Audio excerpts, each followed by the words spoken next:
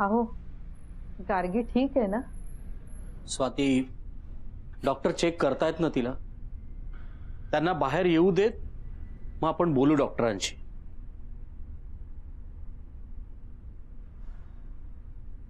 अहो, पण गार्गी कोणत्या लोकांबद्दल बोलत होती?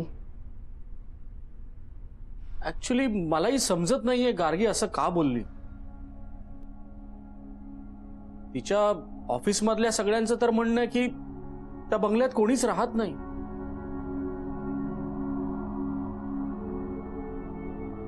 हो ना, पण मग स्वाती, आत्ता याविषयी बोलायची काहीच गरज नाही. अगं पण डॉक्टर, गार्गी कशी आहे? शी इज फाईन नाव. त्यांना शुद्ध तर आली आहे. मे बी बंगल्यात जे काही त्यांच्यासोबत घडलेलं आहे त्याचा त्यांनी खूप स्ट्रेस घेतलेला आहे. कोणीही त्या बंगल्याचा विषय त्यांच्यासमोर काढू नका. त्या हळूहळू यातून बाहेर निघतील.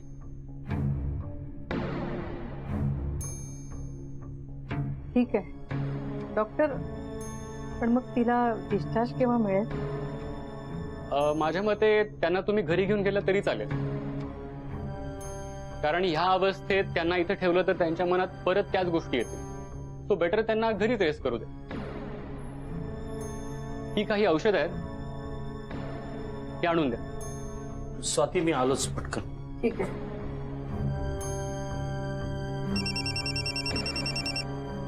हॅलो. हो, मला माहिती आहे होळी आहे, पण इथे काय चाललंय माहिती आहे ना?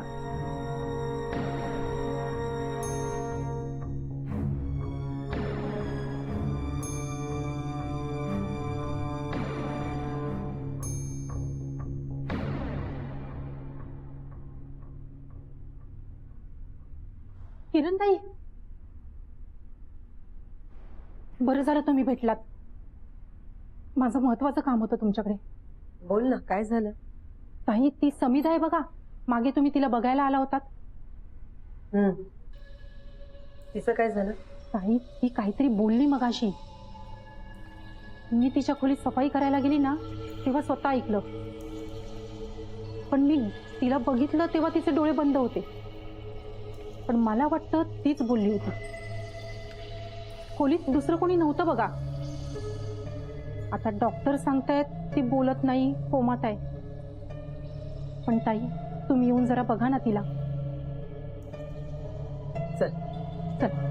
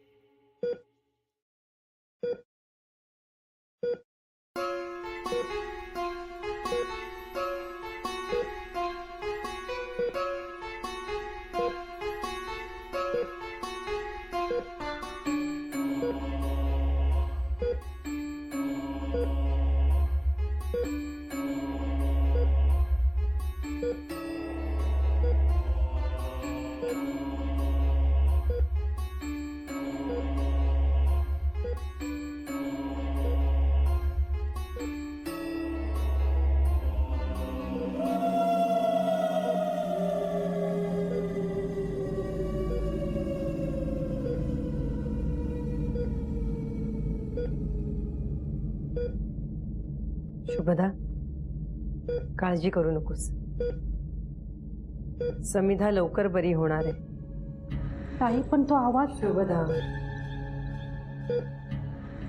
होईल बरी लवकरच.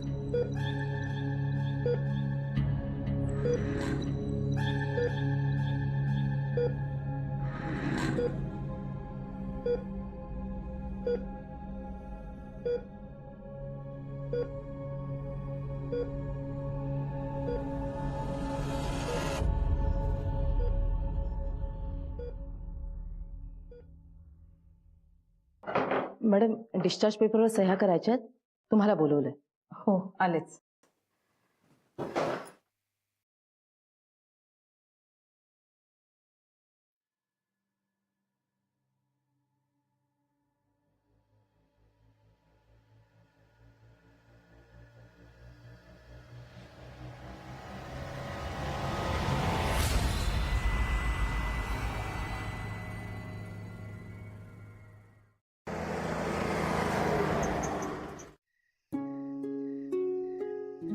थांब गार्गी, थांब. स्वाती, लवकर ये. हो, आले.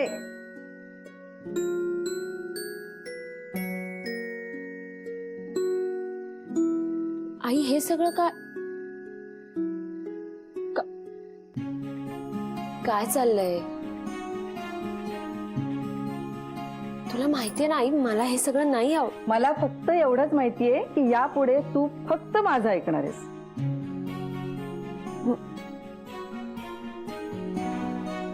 म्हणजे आता तूही तिच्याच बाजूने. चल आत ये. या या ना सगळ्यांनी आत. या.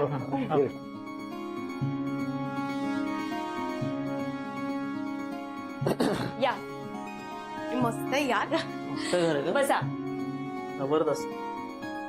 बसा सगळ्यांनी, मी सरबत आणते. Yes, and please be comfortable. अगं गार्गी, बाबा कुठे राहिले? ते औषधं आणायला गेलेत. बर. मी तुला ओळख करून देते ना सगळ्यांची. अगं हॉस्पिटलमध्ये सगळ्यांशी ओळख झाली आहे माझी. या सगळ्यांमुळेच तू सापडलीस. आणि तुला बरं वाटेस तोवर या सगळ्यांपैकी एकही जण हल्ला नाही या हॉस्पिटलमधून. खरंच नशीब लागतं असे चांगले मित्रमैत्रिणी असायला. अहो काकी, गार्गीच्या ऐवजी जर आम्ही असतो तर गार्गीने पण तेच केलं असतं जे आम्ही केलं. आणि तसंही आम्ही एक टीम आहोत ना. एक्झॅक्टली. ओके, बरोबर आहे तुझं. एक फक्त टीम म्हणून नाही, but as a friend also आम्ही शेवटपर्यंत असेच राहू. सरबत. हा, मी घेते. अगं थांब, नाही, घेतो. तो दे. नाही घेत.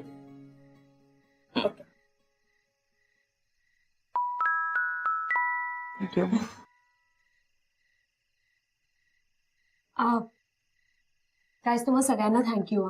तुम्ही सगळे होतात ना, त्यामुळे मी सुखरूप घरी परत आले. ए, तू का आता एवढं फॉर्मल बोलतेस? हो, अगं आभार प्रदर्शन वगैरे करण्याची काहीच गरज नाहीये. तू फक्त लवकर बरी हो.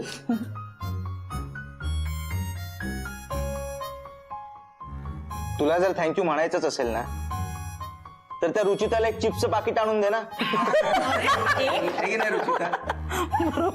प्लीज यार. ठीक आहे.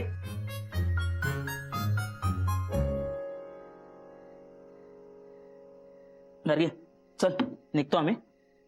कालपासून घरी नाही गेलोय. चल आता. चला. प्लीज मला घरी पोहोचल्यावर मेसेज करायचा सगळ्यांनी. येस. Bye bye. बाय. नमस्कार.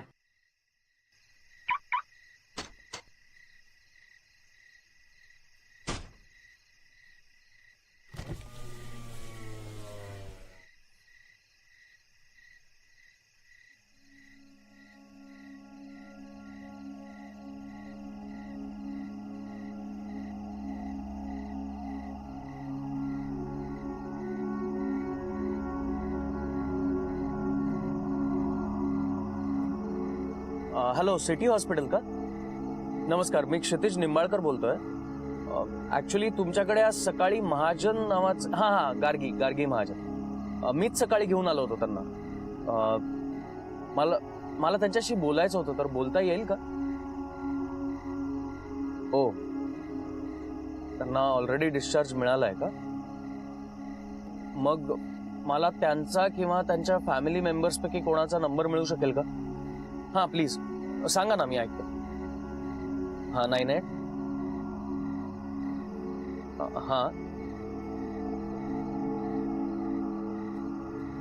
98. Okay, thank you so much.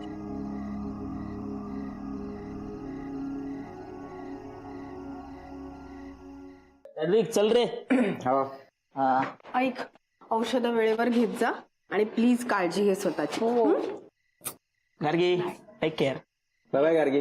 आम्ही थांबतो बाय. हो बाय बाय बाय.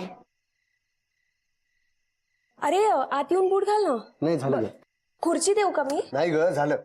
चल येऊ मी. निलय थँक्यू सो मच.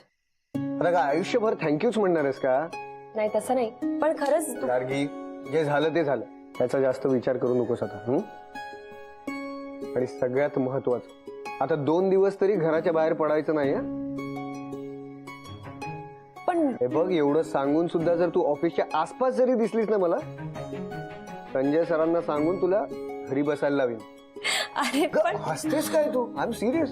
ऑफिसला यायचं नाही अजिबात. या. चल बाय. मी आलेच. कुठे? आता काय सांगितलं तुला? घराच्या बाहेर पाय टाकायचा नाही, नाहीतर लगेच सरांना फोन करी ना. ओके.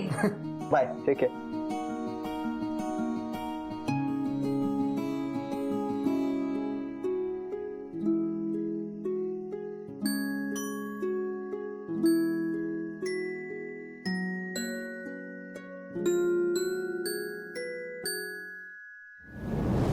कोणी आहे का? कोण हवंय तुम्हाला?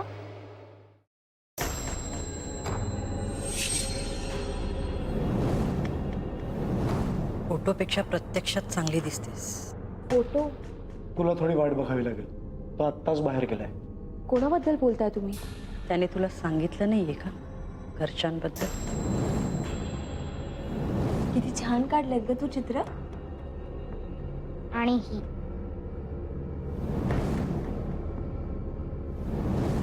हिने मारलाय.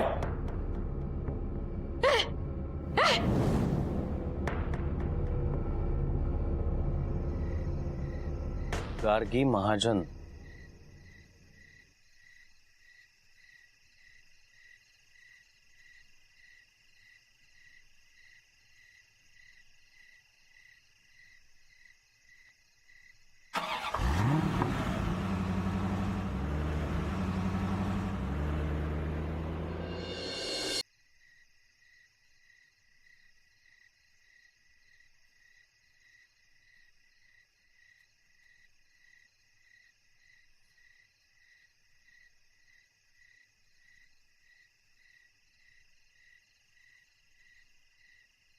काय ग, कसला विचार करतेस? सगळं संपलं असं जरी वाटत असलं ना मावशी, तरी तसं नाहीये ग.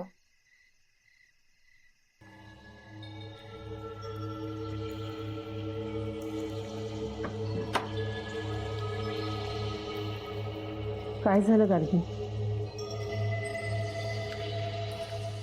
तुम्ही म्हणताय खरं, जे झालं त्याचा विचार नको करू, ते सगळं विसरून जा. पण मी जितका प्रयत्न करतेय ना ते विसरण्याचा, तेवढंच ते सगळं मला आठवतंय. गार्गी, बाळा तू आत्ताच हॉस्पिटलमधून आलीस. बाळा जा आणि झोप, जरा आराम कर. मावशी अगं मला कशी झोप लागेल? मला सगळं आठवतंय. ती माणसं, त्यांच्याबरोबर झालेलं माझं बोलणं, माझ्यासारख्याच कपड्यात असलेल्या त्या मुलीचं चित्र आणि आणि त्यानंतर त्यांच्यात झालेले वाद. मला सगळं असं दिसतंय माझ्या बाळा समोर. ते स्वप्न होतं आणि अशा स्वप्नांचा नाही विचार करायचा. मावशी नाही, ते स्वप्न नव्हतं. ते सगळं मी माझ्या डोळ्यासमोर बघितलं, मी अनुभवलंय ते. बिलीव्ह मी. तू न्यूज चॅनल मध्ये काम करतेस, रोज तुझ्या कानावर काही ना काही विचित्र पडतं. नको विचार करूस एवढा. मग मी काय करू मला सांग तू.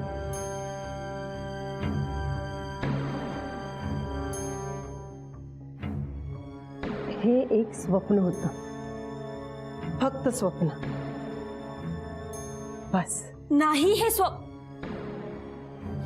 एवढं सोपं नाहीये हे सगळं. मला ती मुलगी दिसली होती स्वप्नात, मी तुला म्हणाले होते ना, ती समिधा. ज्या वेळेला ती मला स्वप्नात दिसली त्याच वेळेला, त्याच दिवशी ती मला प्रत्यक्षात भेटली, तिनेच मला लिफ्ट दिली. आता मला सांग, हे सगळं तुला अजिबात विचित्र वाटत नाहीये का? गार्गी, एवढा विचार करायचा नाही, सांगितलं ना मी तुला. मावशी पण ऐक माझं गार्गी,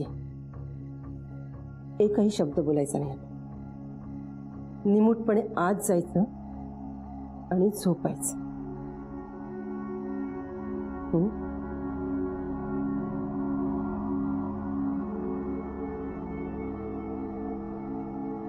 बाळा झोप,